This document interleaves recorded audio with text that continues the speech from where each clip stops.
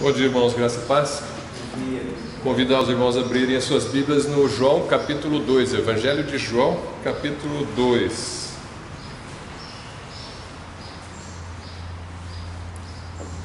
Versículos que eu vou ler do 23 até o 25.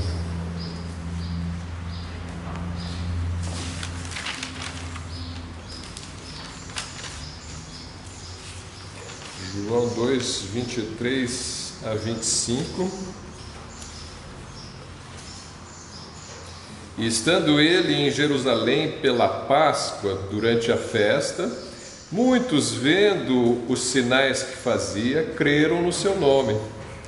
Mas o mesmo Jesus não confiava neles, porque a todos conhecia, e não necessitava de que alguém testificasse do homem, porque ele bem sabia o que havia no homem.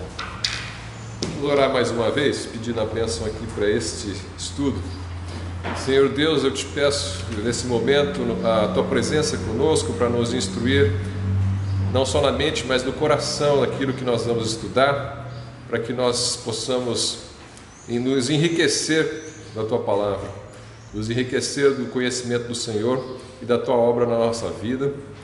E agradecer em primeiro lugar que nós temos a fé salvadora, a fé em Jesus Cristo, esse presente do Senhor para nós, que nós não merecemos, mas louvamos teu nome por isso, Deus, e pedimos a bênção para essa reunião. Em nome de Jesus, amém.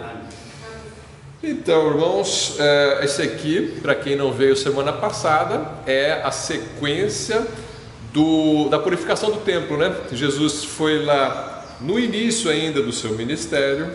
Ele vai em Jerusalém numa festa da Páscoa e ele purifica o templo.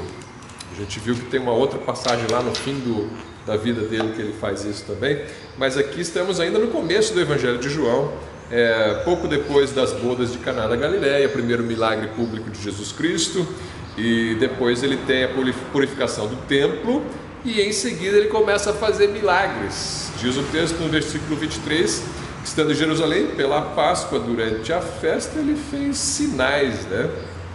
Muitos, vendo os sinais que fazia, creram no seu nome. Eu queria que os irmãos prestassem atenção nisso daqui. Creram no seu nome. A gente sabe que a salvação é pela fé, somente pela fé, não pelas obras, para que ninguém se glorie. E aqui você tem um grupo de pessoas que creem no nome de Jesus, mas mesmo assim Jesus não confiava neles. Então, algumas traduções dizem assim, que Jesus não se confiava a eles. O sentido é mais ou menos a mesma coisa, né? Jesus, em outras palavras, Jesus sabia o que estava no coração dessas pessoas, como diz o versículo 25, não precisava que ninguém testificasse do homem para ele, porque ele bem sabia o que havia no homem. Então, ele sabia que no homem não havia bondade, e ele não confiava nestes que creram nele, né? Que creram nele. A aparência que dá é que foi uma falsa conversão, ou vamos dizer assim, uma crença superficial, não chegou. Isso aqui não dá a entender que essas pessoas são pessoas que foram seguir Jesus e que ficaram com ele até o final e nada disso. Do jeito que o texto mostra, parece que não são verdadeiros convertidos, porque Jesus não confia neles, porque ele sabe o que está no interior do homem, né? Então, é claro que você pode pensar assim, talvez eles se converteram, mas Jesus sabia que eles iam ser aí crentes fracos, vamos dizer assim, né? Ele não pode confiar muito neles.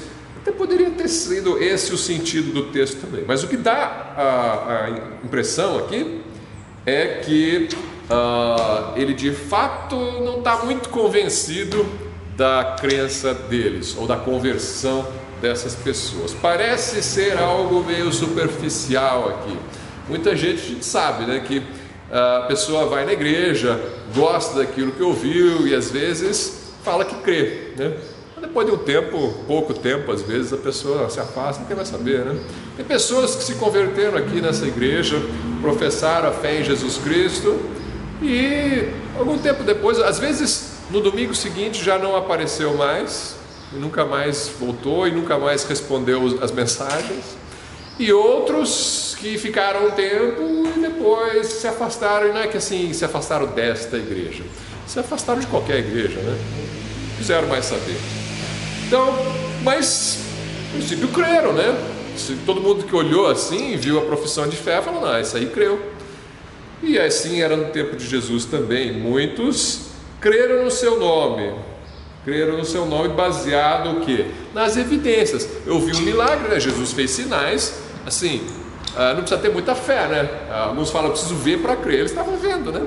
Quem viu e creu não tem realmente muita fé, né? Ele simplesmente está vendo aí evidência incontestável de que Jesus é de fato alguém especial. Talvez eles não conheceram ele como o Filho de Deus, o Messias prometido, etc.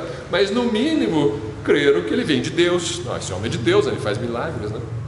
Vamos colocar assim, no mínimo eles creram isso. Esse aqui é de Deus, vamos continuar acompanhando ele, né? Isso Jesus falou, né? Falou para Tomé, né? Porque viste, creste, bem-aventurados os que não viram e creram. Também não criei porque vi. Mas depois que você crê, você vê muita coisa, né? Nós cremos, e se creres, verás a glória de Deus, né? Jesus também falou isso.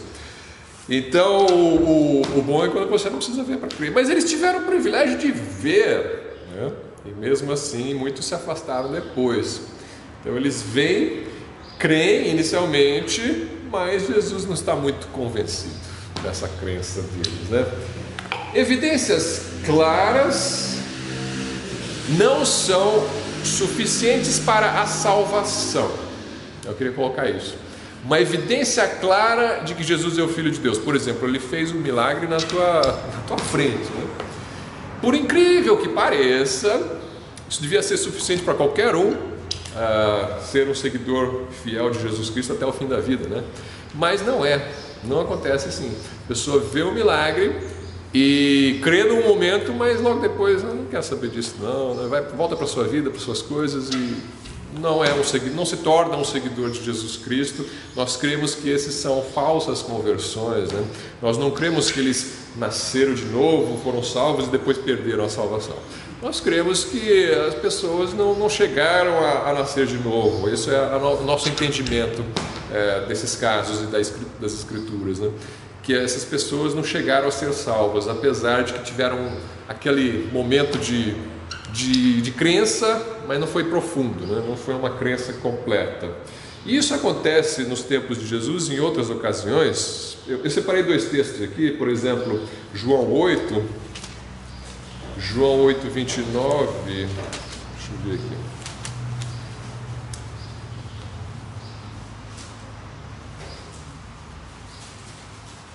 João 8, 29 em diante. E aquele que me enviou está comigo. O Pai não me tem deixado só, porque eu faço sempre o que lhe agrada.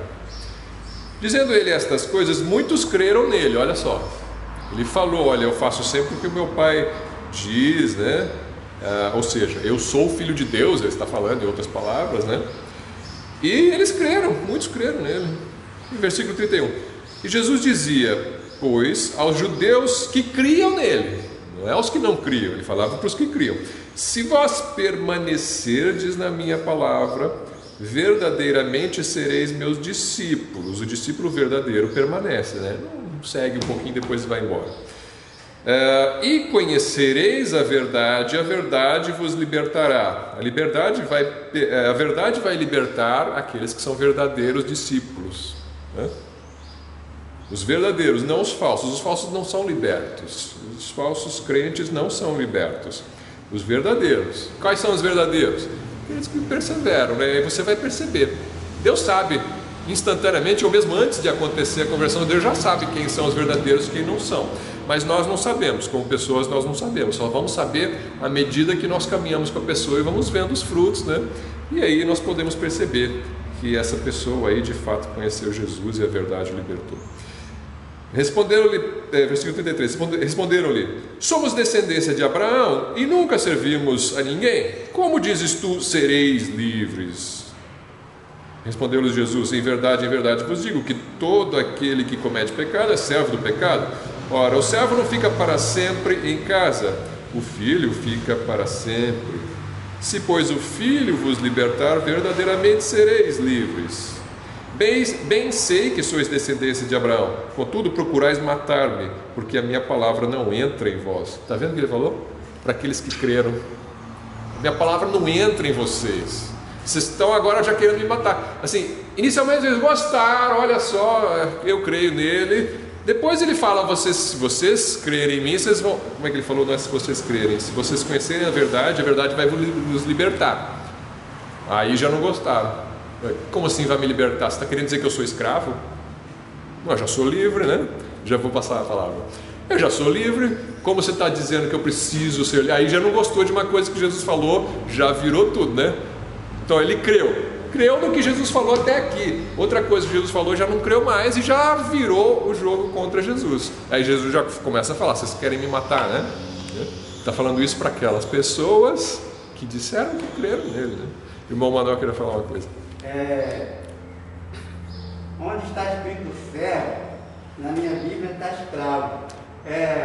Eu sei que uma coisa tem relação com a outra. Sim. Mas tem alguma diferença, não tem escravo, servo? O escravo é mais... É mais forçado. O escravo é obrigado a servir. O servo é espontâneo. O servo pode ser espontâneo, né?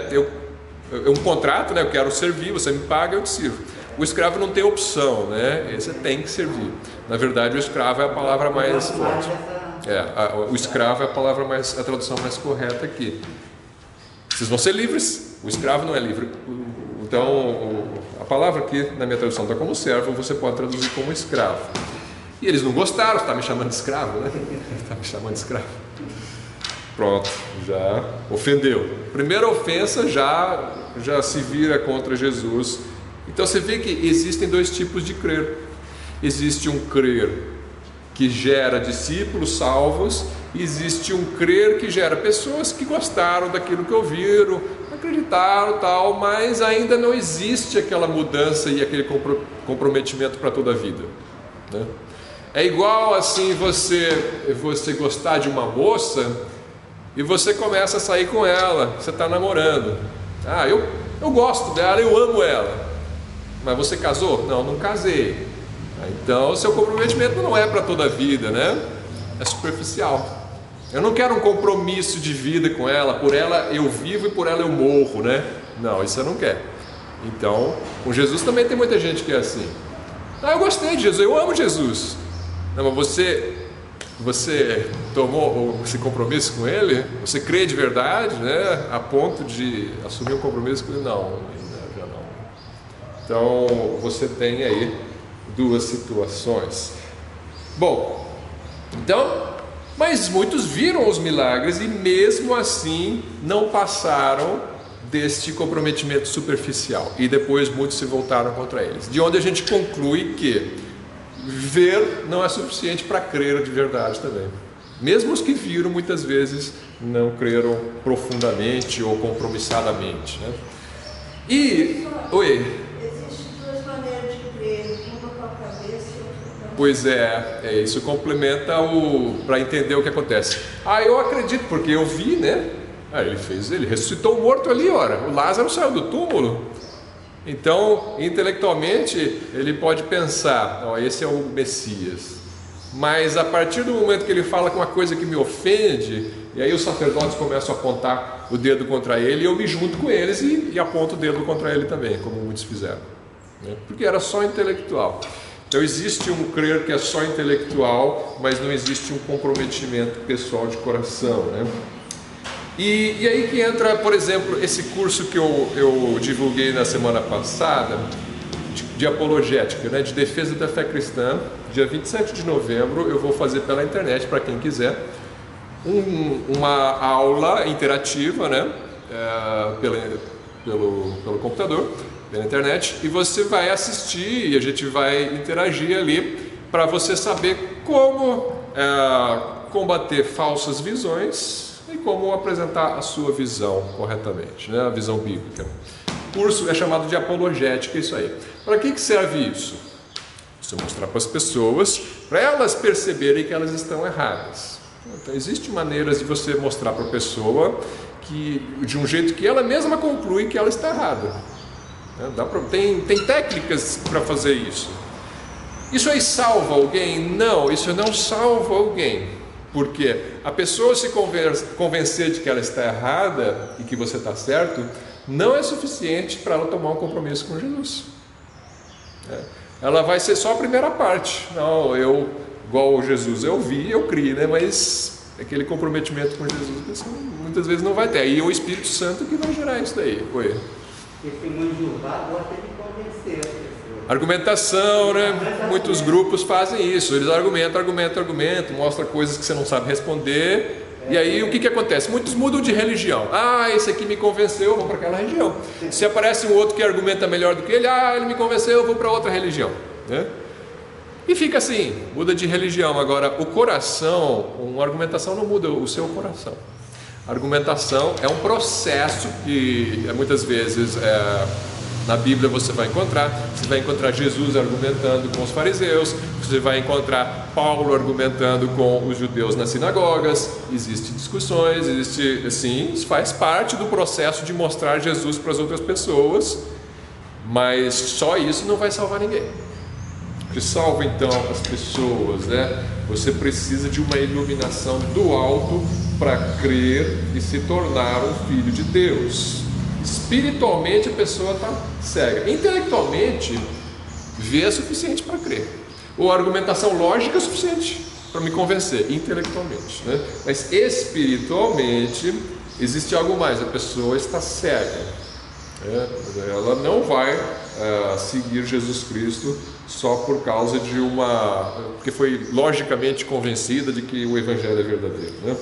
É necessária a iluminação do alto para se tornar filho de Deus. Volta aí no capítulo 1 de João. A gente já leu essa passagem em outra aula, mas dá uma olhada no capítulo 1, versículos 12 e 13. Capítulo 1 do Evangelho de João, versículos 12 e 13. Mas a todos quantos o receberam, deu-lhes o poder de serem feitos filhos de Deus, aos que creem no seu nome, os quais não nasceram do sangue, nem da vontade da carne, nem da vontade do homem, mas de Deus. Aqui está falando do novo nascimento, de nascer da vontade de Deus. Eu posso me casar e combinar com minha esposa, vamos ter filhos, a nossa vontade, vamos gerar. Lógico que Deus é que vai abençoar ou não, se você vai conseguir gerar ou não, mas você tem uma vontade, e se você for saudável, em princípio você vai conseguir gerar filhos. Deus nos deu naturalmente esse dom. Então você consegue, pela sua vontade, vou gerar um filho natural, Deus abençoando, você gera. Mas é físico, né? Você pode explicar física, cientificamente, exatamente tudo o que aconteceu. A semente gerou e produziu essa vida. Agora, o novo nascimento não acontece assim. Ele não vem da vontade humana, né? Então, você não decide, eu vou nascer de novo, né? Eu vou nascer de novo, então. Eu gostei desse negócio, acreditei, então eu vou nascer de novo. Não é assim que funciona, né? Não vem da tua vontade, o novo nascimento vem da vontade de Deus. Então precisa de um milagre para isto acontecer, e um milagre 100% espiritual, sem nenhuma explicação científica de forma alguma, né? O novo nascimento não tem explicação científica, ele é 100% espiritual, mas ele é verdadeiro. Ele não é só um jeito de falar, ele não é só uma linguagem poética. Existe uma mudança que acontece dentro do seu espírito quando Deus te renova. O seu espírito é outro. Eu sei que as pessoas do mundo têm visões distorcidas a respeito do espírito, né? Os espíritas encaram o espírito, acreditam no espírito, mas têm visões, doutrinas totalmente diferentes das nossas a respeito do espírito. Os céticos ateus não acreditam no espírito, eles acham que é tudo matéria e energia, né? Mas a Bíblia diz: espírito existe, ainda que você não consiga medi-lo, não consegue medir em laboratório o que é um espírito. Ele existe, ele está ali, ele pertence a um outro plano, ele não pertence ao plano físico, mas ele está ali, e ele sofre mudanças. ele sofre mudanças do alto, e essa mudança do alto que João está mencionando aqui. Você não nasceu do sangue, nem da vontade da carne, nem do homem, mas de Deus. Quem que nasceu de novo? Ou seja, quem foi feito filho de Deus, conforme o versículo 12? É quem o recebeu. Quantos o receberam, deu-lhes esse poder de serem feitos filhos de Deus. Então, como é que eu me torno filho de Deus? Você recebe, ou seja, você crê no nome de Jesus. Creu no nome de Jesus, então você se torna filho de Deus. Uma consequência. Uma consequência. Alguns acham que não é uma consequência. Alguns acham que você tem que nascer de novo para poder crer. Eu acho essa visão meio confusa. Pelo texto aqui, eu vejo o contrário. Você tem que crer para nascer de novo. Alguns acham que você tem que nascer de novo para crer. Tá? Eu estou falando assim, são irmãos conservadores, bíblicos, você vai encontrar eles nas igrejas batistas também. Eu penso diferente por esse texto aqui. Eu entendo que o novo nascer é uma consequência do crer. Tá? Não estou chamando de herege quem pensa diferente, tá? Entendam isso. Eu não estou chamando de herege, mas eu entendo aqui pelo texto que o nascer de novo é consequência de crer. Agora, como é que você crê, né? O homem natural não entende as coisas do Espírito, então é necessário que o Espírito te mostre. Só o argumento lógico não vai fazer isso. Eu mostrei por A mais B que Jesus é o Filho de Deus, morreu e ressuscitou. A pessoa pode entender intelectualmente, não vai ser o suficiente para obter aquela fé que gera salvação, porque essa vem de Deus, essa vem do Espírito Santo. O Espírito Santo tem que dar uma iluminação para a pessoa se convencer de que Ele morreu por você, senão não acontece. Senão vão ser essas conversões aí que duram uma semana e depois acabam, né? A conversão verdadeira, ela é uma obra do alto, pela vontade de Deus, que produz essa fé na pessoa, e a pessoa, ela enxerga, ela está nas trevas, é tirado aquele véu que está sobre o seu rosto, né, pelo qual eles não entendem as coisas espirituais, e aí ela é capacitada pelo Espírito para crer, e ela nasce de novo. É tudo simultâneo, né? Você creu e você nasceu de novo, acontece ao mesmo tempo, né? Mas eu entendo que a fé é que gera, né? Lógica aqui, a sequência lógica seria crer para nascer de novo, né? E aí você tem então esse quadro sendo descrito em João, né? E esses crentes, esses que creem no seu nome para nascer de novo, né? Eles já são chamados de eleitos de Deus antes mesmo de crer, né? Deus os conhece desde o princípio do mundo, né? E Deus vai atraí-los ao Pai. Quando a gente chegar no capítulo 6 de João, não vai ser hoje, né? Nós vamos estudar tudo isso com muito cuidado. Como que o Pai conduz ao Filho aqueles que vão crer no Filho, né? Que a pessoa não vai crer sem ouvir, mas ela vai ouvir por quê? Porque o Pai foi lá e alcançou, por meio do Espírito Santo a pessoa é alcançada. E ela vai ouvir o Evangelho, ela vai crer em Jesus. E muitos que não ouviram o Evangelho serão condenados por causa dos seus pecados, mas Deus sabe que eles não creriam se ouvissem também, porque Deus conhece os seus. Deus vai buscar os seus, Ele sabe quais vão crer. Então ele alcança por meio da pregação do Evangelho. Mas existe um meio, é isso que eu queria enfatizar. Deus não é que a pessoa está assim andando na rua, eu sou incrédulo, e de repente, agora eu sou crente, eu senti uma coisa aqui, eu acho que agora eu creio em Jesus, né? Não é assim.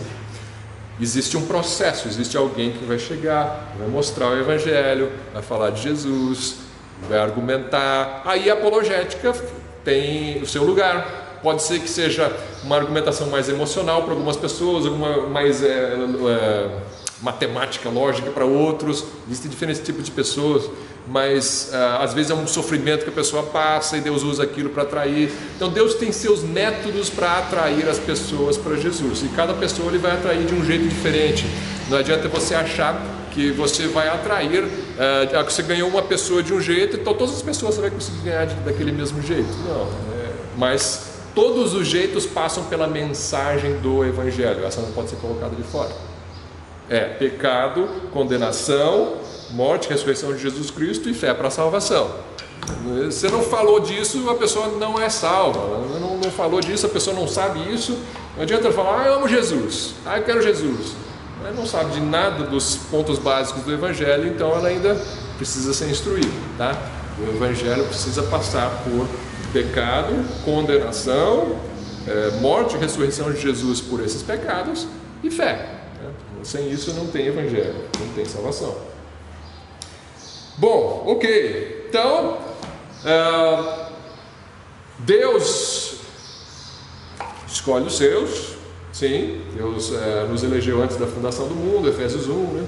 Deus atrai os seus para Jesus, João 6 vai falar isso, vamos ver quando estudarmos esse capítulo. A pessoa recebe Jesus, ou ela crê em Jesus, como diz aqui em João 1,12, e aí Deus opera um novo nascimento que gera esses filhos então para Deus. Os filhos de Deus são gerados pelo novo nascimento. E os filhos de Deus então nunca mais se tornam filhos do diabo, eles continuam crendo. Eu vou só ler esse texto em João 6. Filho de Deus nunca mais se torna filho do diabo, não existe essa refiliação. Eu era do diabo, agora eu nasci de novo, sou filho de Deus, agora eu morri de novo, agora eu sou filho do diabo e amanhã eu tenho que nascer de novo e virar filho de Deus de novo. Não, isso não existe. João 6,37, todo que o Pai me dá virá a mim, e o que vem a mim de maneira nenhuma lançarei fora, ponto. Não vou lançar fora se você vier a mim trazido pelo Pai. Porque eu desci do céu não para fazer a minha vontade, mas a vontade daquele que me enviou, e a vontade do Pai que me enviou é esta, que nenhum de todos aqueles que me deu eu perca, mas que eu ressuscite no último dia. Porquanto a vontade daquele que me enviou é esta, que todo aquele que vê o Filho e crê nele tenha vida eterna, e eu ressuscitarei no último dia. Muita promessa de ressuscitar, de garantir, de não perder. Não vai perder. Se essa é a missão de Jesus, Jesus vai cumprir sua missão, Jesus não falha na sua missão. Se o Pai deu uma pessoa para Jesus, a pessoa foi lá e creu em Jesus de verdade, Jesus tem a missão diante do Pai de garantir essa pessoa até o dia da ressurreição, até o último dia, que eu vou ressuscitar no último dia. Então, essa aqui não é mais da minha conta, isso aqui está na mão de Jesus. Minha alma está nas mãos de Jesus, não nas minhas mãos. Tá? Então, eu preciso entender isso, que a salvação pertence ao Senhor. Agora, eu vou segui-lo como discípulo, né? Os que se afastam, de fato, são falsos crentes, é a maneira como nós entendemos, né? Bom, esse resumo todo é uma introdução da aula de hoje, tá? A introdução é maior do que o resto da aula, às vezes. Mas nosso texto-chave, eu precisava disso para explicar o contexto do capítulo 3, João 3, talvez o capítulo mais conhecido do Evangelho de João, onde tem João 3,16, né? Hoje nós não vamos chegar até o versículo 16, eu vou ler só os primeiros versículos aqui do capítulo 3, mas é a visita de Nicodemos a Jesus. Quando Nicodemos vai visitar Jesus, o que acontece, né? É esse contexto aqui. Purificou o templo, expulsou os cambistas todos do templo, né? Os sacerdotes não gostaram daquilo, e depois ele fez sinais e milagres, muitos creram, entre aspas, nele, né? E aí você chega no capítulo 3, versículo 1, e havia entre os fariseus um homem chamado Nicodemos, príncipe dos judeus. O que quer dizer fariseu e o que quer dizer príncipe dos judeus? Os judeus tinham um rei, ele era filho do rei, então era chamado de príncipe? Não é isso, né? Não é isso. Ele não era filho de Herodes, né? Herodes era o rei dos judeus. Ele não era filho de Herodes, Nicodemos. Não. E quando fala príncipe dos judeus, algumas traduções vão dizer principal dos judeus, né? Esse aí dá uma ideia. Ele era membro do Sinédrio. O que era o Sinédrio? Era a Suprema Corte de Israel. Era a Suprema Corte. Ali que julgavam os principais casos de Israel. Ali você vai ter sacerdotes, você vai ter escribas, fariseus, você vai ter o sumo sacerdote, que é o presidente ali do Sinédrio, e você tem anciãos, que são representantes das famílias ali, homens importantes, num total de 71 pessoas. O Sinédrio era composto de 71 pessoas, presidido pelo sumo sacerdote. Este era um membro deste Sinédrio, é um membro da Suprema Corte, e ele era fariseu, ele era do grupo dos fariseus. Já expliquei umas aulas atrás quem eram os fariseus. Eles eram um grupo bem rígido com relação à doutrina de Moisés. Eles eram considerados separados. O fariseu significa separado, ou santo, né? Ele se acha melhor do que os outros grupos todos. Ele era o mais santo, o que segue melhor a lei de Deus, né? Então ele está ali numa posição bastante rígida. Eles eram os mais rigorosos com relação ao cumprimento de cada um dos preceitos de Moisés. Eles ainda acrescentaram vários outros costumes da sua tradição oral. Então esse era um grupo bastante rígido. Nicodemos era desse grupo, ele era do Sinédrio. E aí você percebe que se ele é um membro do Sinédrio, um fariseu, e ele vai visitar Jesus no contexto onde estava Jesus agora em Jerusalém, não era uma boa fama para Nicodemos em conversar com Jesus e pedir instrução para Jesus, porque Jesus acabou de fazer um escândalo lá no templo, né?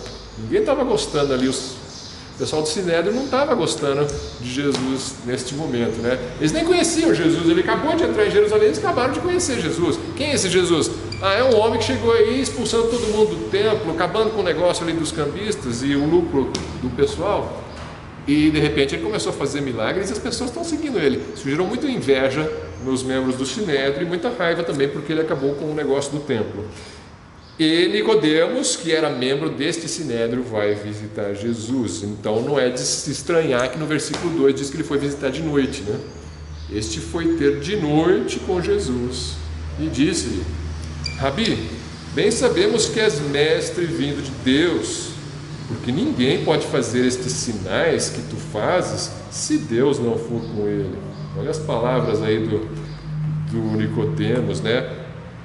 Então ele não diz por que ele visitou de noite, né? É uma especulação, vamos dizer assim, que ele foi de noite para não ser notado, né? A Bíblia não diz isso, mas pode ser que ele foi de noite para não ser notado pelos outros fariseus, né? Ninguém perceber que ele estava indo lá. Mas ele não era o único. Ele não era o único simpatizante de Jesus entre os fariseus, porque ele fala: sabemos que és mestre vindo de Deus. Então, se sabemos, não é só ele, tem mais outros aí. Só que aqui só vai ele, né? Então, com certeza ele tinha um grupinho ali conversando, zum, esse Jesus aí, né? Eu vou falar com ele, né? Porque ele é especial, ele é diferente, né? Então, ele sabe que tem um grupo ali que crê que Jesus é mestre vindo de Deus. Não falou que ele é o Messias, não falou que ele é o Filho de Deus, que ele é Deus encarnado, não.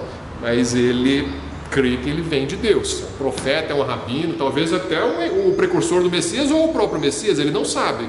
Mas ele crê que esse homem é de Deus. Esse homem, por quê?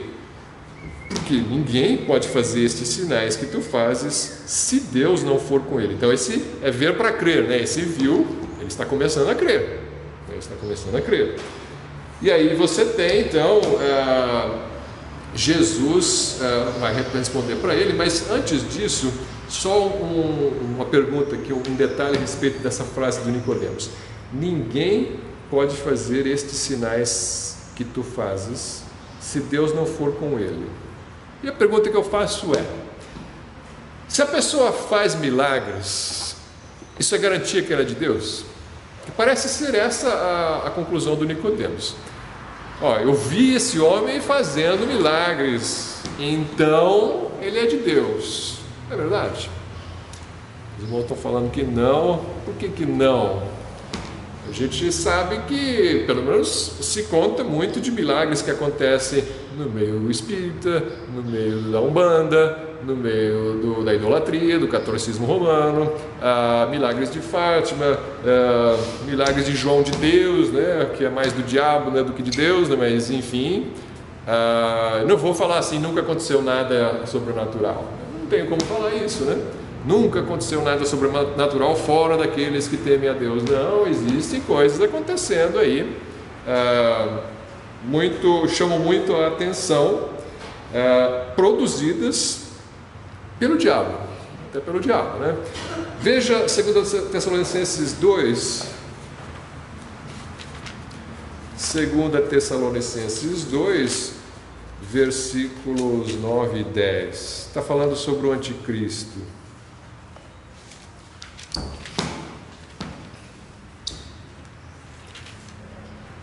2 Tessalonicenses 2, 9 e 10. Então, sobre o anticristo, Paulo fala o seguinte: a esse cuja vinda é segundo a eficácia de Satanás, com todo o poder e sinais e prodígios de mentira. Então faz sinais, tem poder e faz prodígios de mentira, e com todo o engano da injustiça para os que perecem, porque não receberam o amor da verdade para se salvarem. Isso aqui já é suficiente. Está falando que vem alguém aí, segundo a eficácia de Satanás, fazendo sinais e prodígios de mentira. Prodígio de mentira significa que é tudo fantasia, tudo faz de conta, é tudo falso. Ele armou ali um show de ilusões, então ele é um ilusionista. Não, não é um ilusionista. É sinal que ele faz, um sinal, um prodígio, mas a mensagem dele é mentirosa, é um prodígio para enganar. É um prodígio para conduzir a mentira, porque é o pai da mentira que está por trás desse prodígio. Mas é um prodígio, né? Então existem prodígios que são feitos também por Satanás e seus demônios. Então, se existe isso, como é que eu vou distinguir? O livro de Hebreus fala que os apóstolos, Hebreus capítulo 2, eles vieram e confirmaram a mensagem por meio de muitos sinais e milagres que fizeram pelo poder de Deus. Então, os sinais dos apóstolos foram para confirmar a mensagem dos apóstolos. Deus deu esse poder para eles, para que a mensagem fosse crida. Agora, o diabo vai dar o poder também para os seus servos, para que a mensagem dele seja crida. Então, como é que eu vou discernir? Eu estou vendo um milagre aqui e um milagre ali. Se o milagre é uma confirmação de que a mensagem da pessoa é verdadeira, e é, na Bíblia, muitas vezes, então como é que eu vou saber distinguir a verdade da mentira? Oi? Apareceu no telefone ontem, Deus, eu preciso de um milagre, eu não consegui ver o livro, mas eu fiquei assim, pensando, será que nós estamos precisando de um milagre para crer em Deus? Pois é, não precisa, não devia precisar, né? Não devia precisar de um milagre para eu crer em... Se você já é crente, vou colocar assim, se você já é crente, você não deveria precisar de um milagre para crer em Jesus, crer mais ainda, né? Então o que eu preciso? Eu preciso disso, né? Preciso da palavra de Deus, porque você vai confrontar, você vai ver um monte de gente na televisão dizendo que está fazendo milagre, né? Esses aí eu já não acredito muito, mas enfim, tem muito falso milagre, muita encenação, mas vamos dizer que acontece também, né? Como é que eu vou saber? Então vou seguir ali, vou seguir aqui, ali. Veja a diferença. Esse milagre que glorifica a Jesus e glorifica aquilo que Ele é. Esse é o verdadeiro milagre. Eu vou saber quem Ele é e se glorifica pela palavra. Você vai comparar o que sai da boca daquela pessoa com a Bíblia e vai ver se glorifica a Deus, porque essa aqui é a palavra de Deus, aqui é o seu termômetro. A nossa única regra infalível de conduta e fé é essa, né? Então você vai usar essa regra para avaliar. Eu vi um sinal ali, mas o que ele fala não está condizendo com isso aqui, então você vai se afastar, né? Veja Nicodemos. Tem duas coisas aqui para você prestar atenção no que Nicodemos faz. Primeiro, ele diz: sabemos que o Senhor é de Deus, porque ninguém pode fazer esses milagres se Deus não estiver com ele. Primeiro, Jesus não era alguém que estava fazendo milagres para atrair atenção para si, para ganhar um monte de dinheiro das pessoas, né? Como acontece hoje em dia. Não, é o contrário. Ele foi lá purificar o templo do comércio que estava acontecendo ali. Ele faz o contrário do que fazem hoje, né? Hoje eles fazem milagre para transformar a igreja num comércio. Jesus fez o contrário, fez o milagre para livrar a igreja do comércio. Então Nicodemos já parou para o que esse homem está falando faz sentido. Ele está querendo pureza no culto, ele não está querendo nada de errado. Eu não vejo nada de errado no que ele está falando. Tudo que ele fala bate com Moisés. E além disso ainda faz milagres. Agora tem uma outra coisa. Ele diz: ninguém pode fazer estes sinais que tu fazes se Deus não for com ele. Talvez o diabo tenha poder para fazer muitos milagres, mas não todos.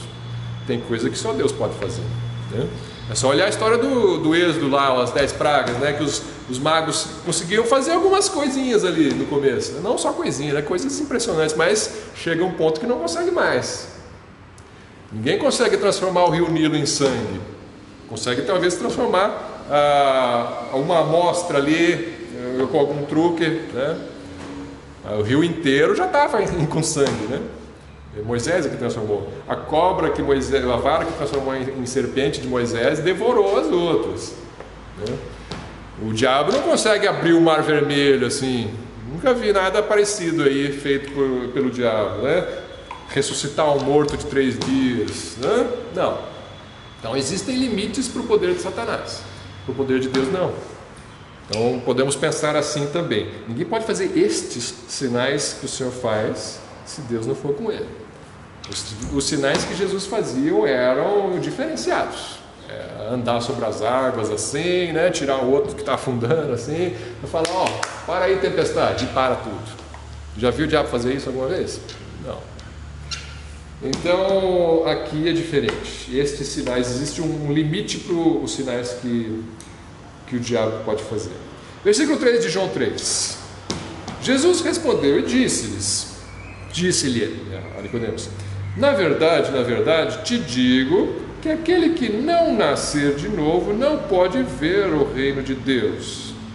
Jesus aproveita aí a brecha que Nicodemos deu, já entra vai começar a evangelizar Nicodemos. Ele fala do reino de Deus, e parece que Nicodemos não perguntou nada sobre o reino de Deus. Por que Jesus está respondendo, falando do reino de Deus, né? É porque provavelmente na pergunta, ou possivelmente, na pergunta ou na afirmação ali de Nicodemos, quando ele fala, eu sei que o Senhor é de Deus, talvez Nicodemos estava pensando, o reino de Deus deve estar próximo, né? Porque esse homem aqui é um sinal de Deus para nós. Mas Jesus, ele introduz aqui o reino de Deus na história, né? Olha, eu sei que vocês estão aguardando o reino de Deus, eu sei que vocês querem entrar no reino de Deus, e eu sei que vocês acham que vão entrar no reino de Deus só porque são judeus, só porque foram circuncidados, vocês vão entrar. Não é bem assim. Deixa eu te explicar, você tem que nascer de novo, né? Se não nascer de novo, não vai entrar. Porque o que os fariseus acreditavam era isso. Bom, você guarda a lei, você vai entrar no reino de Deus. Você foi circuncidado, está aí andando conforme Moisés, você vai, pelo esforço próprio e pela genética, né? Você é descendência de Abraão, não, está garantido. Descendente de Abraão, é o mínimo, não vai circuncidar, guarda aí a Páscoa, etc., umas coisas assim. Você está garantido, você é filho de Abraão, pronto. Mas não é bem assim, o que Jesus está falando é isso, ó, você tem que, mesmo você que é judeu, que se circuncidou, que é fariseu, você tem que nascer de novo, senão nem você entra. Isso aí foi um choque para Nicodemos, porque não é isso que era ensinado. Eu estou lendo um livro de um rabino judeu nazareno. Nazarenos acreditam em Jesus, né? Mas não como nós. Eles têm todo o judaísmo deles lá. E ele fala assim, ele recebeu uma pergunta, como é que faz para entrar no reino e tal? Basta ser circuncidado, ele fala. Sério? Mas até os judeus que não acreditam em Jesus, até eles. Judeu, foi circuncidado, está com Moisés, sim. Mas nós, melhor ainda, nós vamos estar mais perto de Cristo no reino, nós vamos entrar ali, estar junto no templo, tá? Mas foi circuncidado, está dentro.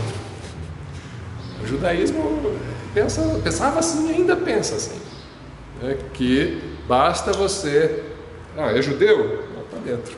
E Jesus quer quebrar isso. Não basta ser judeu, você tem que nascer de novo. Ele podia falar, não, você tem que fazer mais um monte de coisa, aqui te dar uma lista. Ele não deu uma lista. Ele falou, não, você tem que nascer de novo.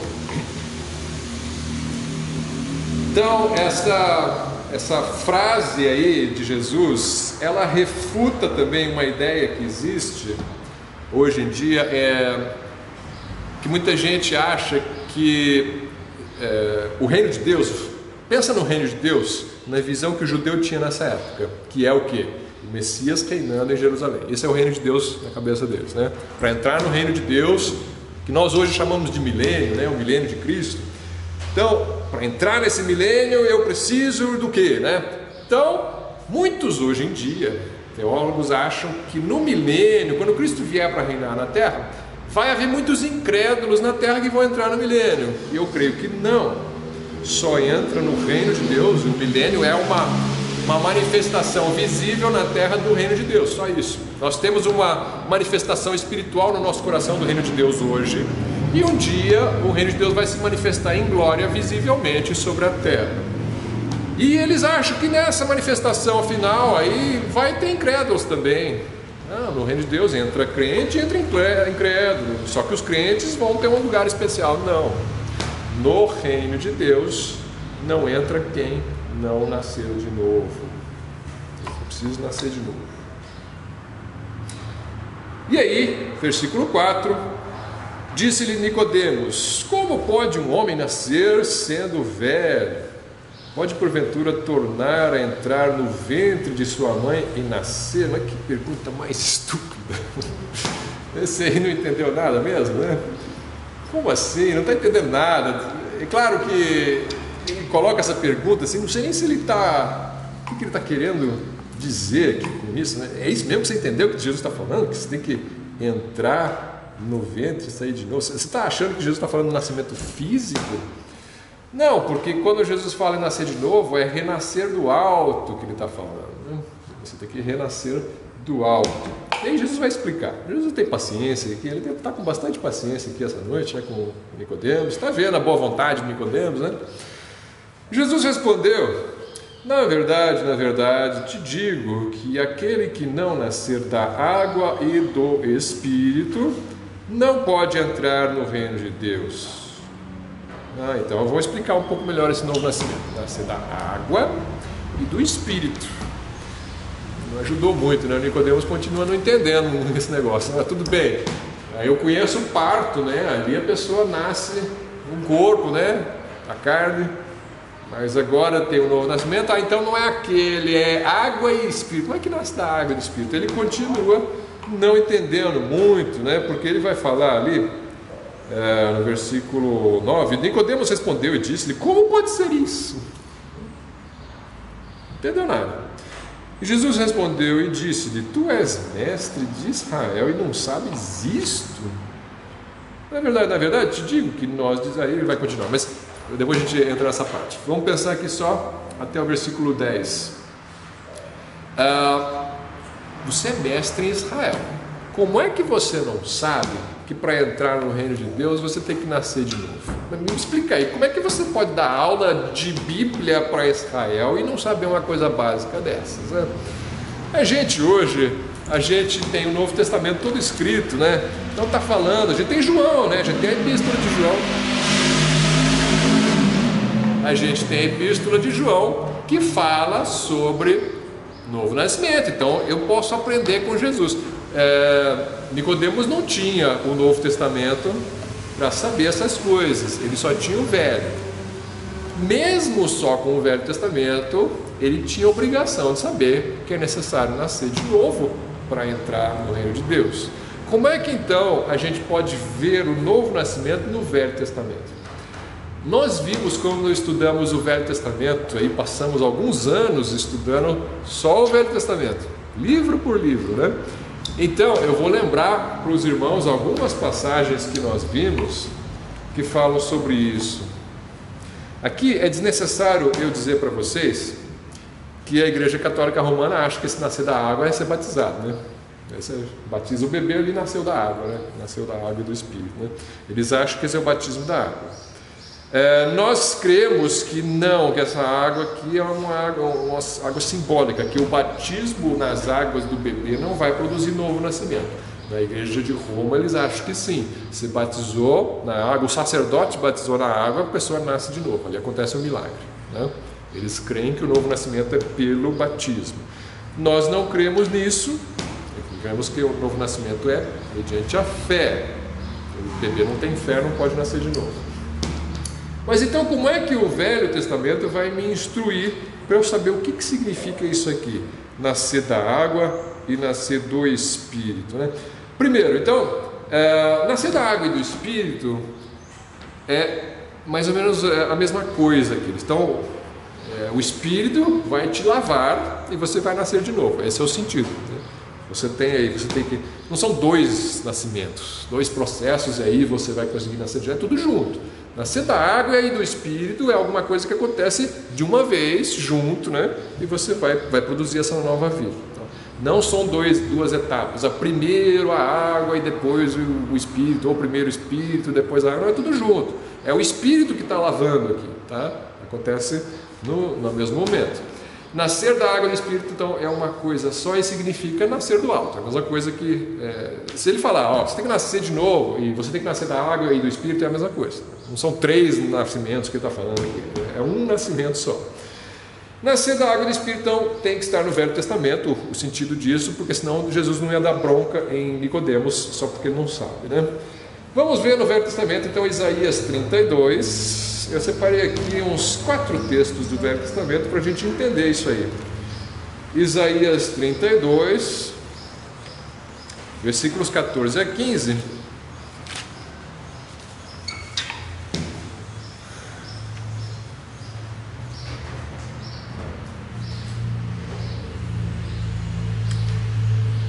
Porque os palácios serão abandonados. Eu estou falando de castigo sobre Israel, né? E também restauração. Então ele vem falando assim: os palácios serão abandonados, a multidão da cidade cessará, e as fortificações e as torres servirão de cadáveres para sempre, para a alegria dos jumentos monteses e para pasto dos rebanhos.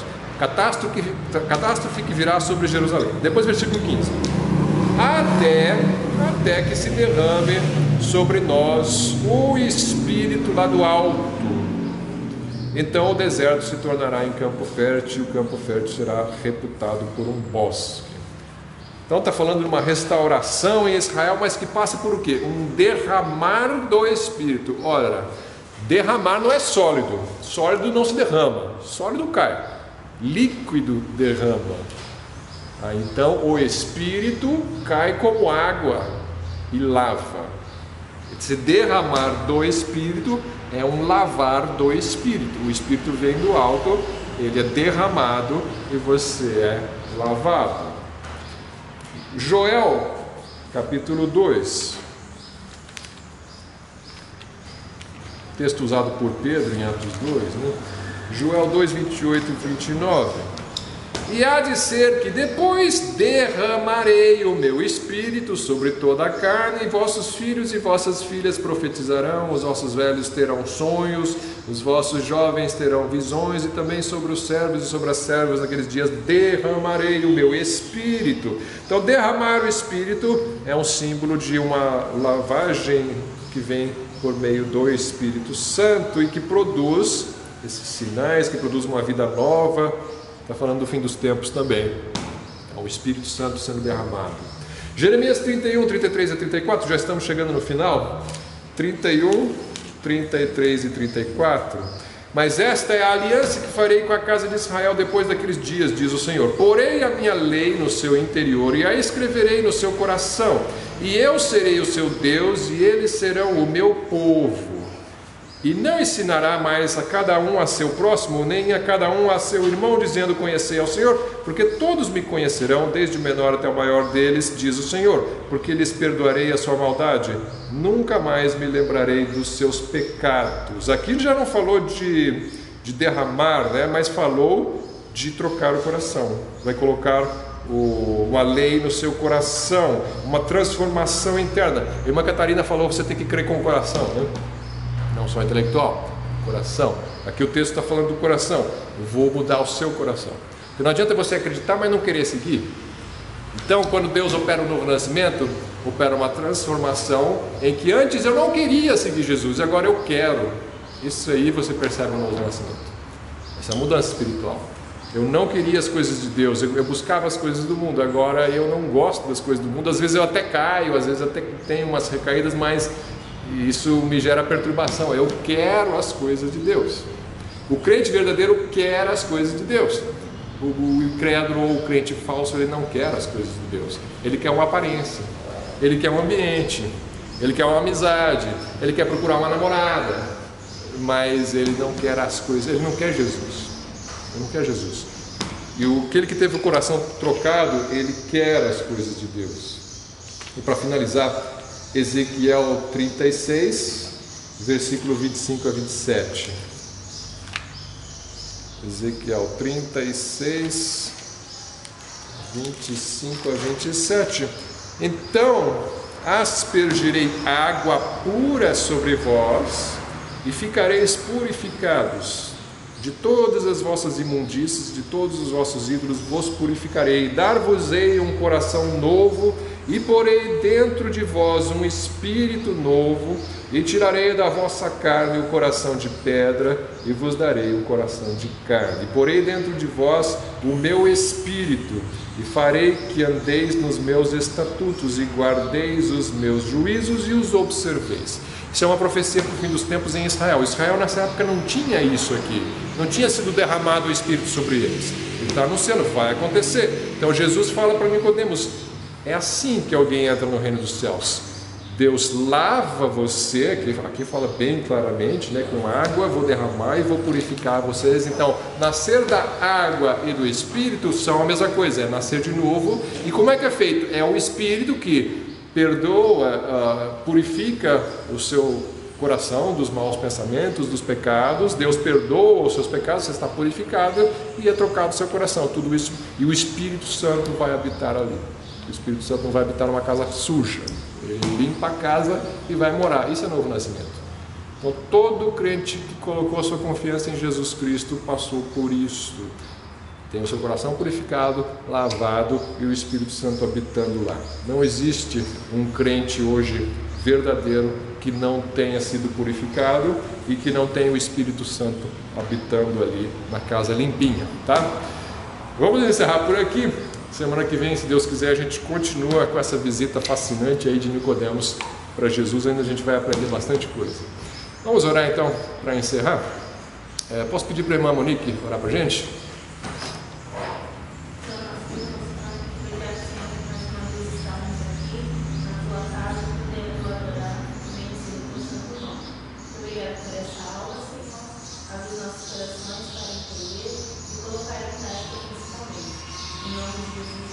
Amém.